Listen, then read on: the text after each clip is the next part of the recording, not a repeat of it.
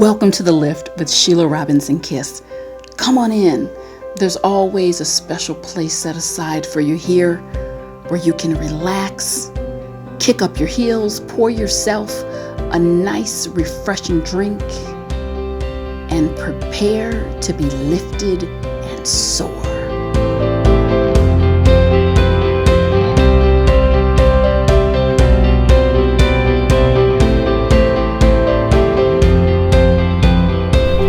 Narcissistic setup, supply, and rage, breaking the silence, dealing with the wrath of narcissistic injury. Please begin this educational express course with a notepad and pen or pencil nearby for taking notes and completing the exercises.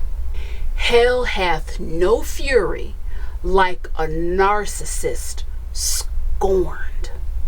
In this program, we will take a very close look at exactly what you can expect when you begin to set boundaries with a narcissist.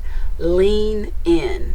But first, let's take a look inside the secret world of a narcissist.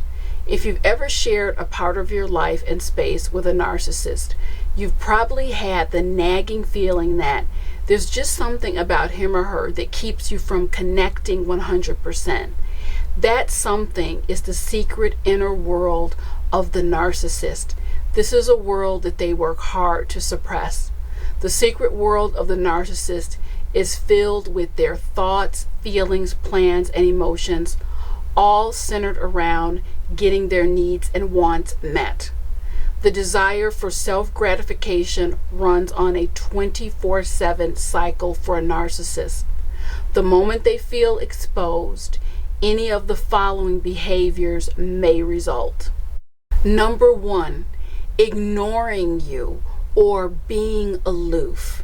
This is a tactic that the narcissist will use to punish you or lock you out for setting a boundary or doing something that they don't agree with.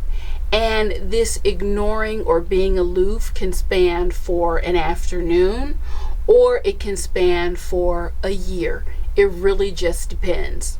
Next, mild, moderate, or severe annoyance. It's very challenging for a narcissist to function after they feel they've been exposed. When they feel injured, they could spew insults, simple verbal insults at you, or it really could run on a continuum in terms of threats to your safety.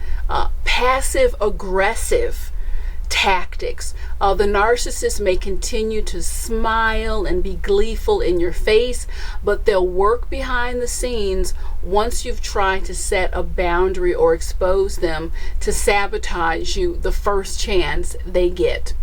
Next, physical violence and aggression. Now, this is an extreme tactic, but when a narcissist feels particularly vulnerable, exposed, emotionally naked, they have been known to lash out by punching, kicking, slapping. And this is an outward manifestation of the inward rage they feel, and it's really designed to intimidate and frighten the target of their abuse.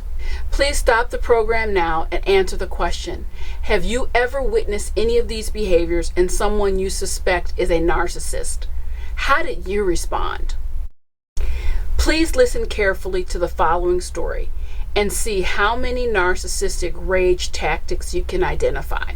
Bobby has been dating Sandy for 4 years. He strongly suspects Sandy is a narcissist. He has encouraged her to seek help on several occasions. A few times she started therapy and then shifted her work hours so she could no longer attend sessions. When Bobby calls her on her behavior, he receives the cold shoulder for 2 weeks at least.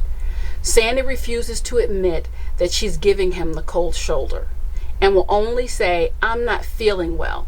How do you expect me to pay attention to you when I'm not feeling well?"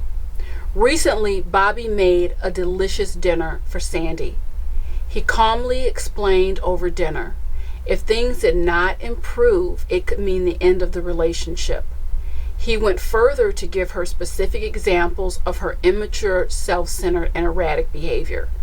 Within 10 minutes, she was so angry that she leaped across the dinner table and slapped him with an open hand. She said, "You're not going to speak to me this way. This is abuse." Please stop the program now and answer the following questions. How many instances of narcissistic rage could you identify? Next, how would you have handled the situation? Sandy's behavior is typical of a narcissist who is in the throes of rage. In general, a narcissist cannot stand to have their ego identity challenged. To a narcissist, this kind of vulnerable exposure feels like a huge boulder crashing through a delicate glass sculpture.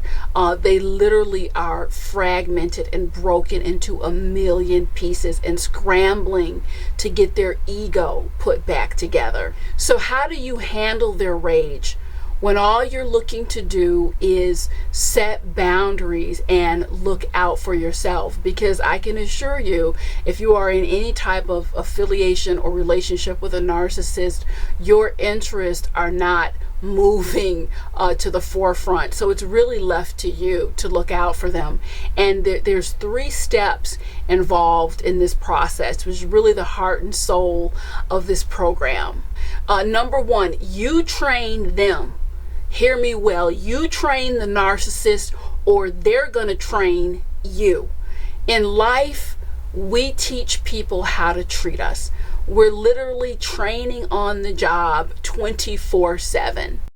If you allow a narcissist to walk on you, they will, because they don't really possess the internal filter or mechanism to kind of tap themselves on the shoulder and say, "Hey, look, wait a minute, stop, you're out of line." So it can be a burden to be in a relationship with these individuals, because you're really not only managing certain aspects of the relationship, but you're managing their behavior as well. If you're afraid of conflict in dealing with a narcissist, you're either going to have to practice your way into some level of confidence and comfort, or my recommendation is to leave the relationship, because the alternative is just too painful. You're going to continue to get trampled on. And what will help you in this regard is just to really set a firm, clear boundary within yourself, that it's a zero tolerance policy for their nonsense. And you will find that they are trainable. They can fall in line, but it really takes an extra level of not just managing yourself, but you're managing certain aspects of them too. And this is all to say that you want to keep them around and in your life. Number 2, accept that this is a process. A narcissist looks at their whole world from the center of their being. So in that respect, that's where they say a person who's very self-centered. All roads, as I've said many times, lead back to the narcissist. And although you just can't snap your fingers and have their natural disposition of self-centeredness disappear, you can certainly train them into a reasonable, acceptable amount of respect where the relationship is concerned. And I will caution you that it does take time. Sometimes it can feel like you're on a roller coaster. We're making progress. Now we've gone back a couple steps. It's just because you may have set boundaries with them, but most of the world doesn't. So it's easy for them to kind of backslide and go back to the way they were. So you really have to remain vigilant and understand that Rome was not built in a day. Number 3, brace yourself for the storm. There's no question about it that when you confront a narcissist and you begin to draw boundary lines, there will be pushback, because they don't like to feel exposed. They don't like to feel out of control. It's so important that you're clear on where the boundary lines are drawn. After working with a number of narcissists, it has become clear to me that they have a tendency to just really distort facts. They can take a little molehill and make it into a mountain. You know the room is blue, but they're shading it with shades of purple. So what I've always done is, even if I need to just write out the facts for myself, you stay rooted in factual territory with them. And when they start to rebut, oh, this is not true, you don't need to lend yourself and fall into the drama of their argument. Stay centered, stay factual, and the more you do that, the more you will see that above all else, narcissists are masters at manipulation.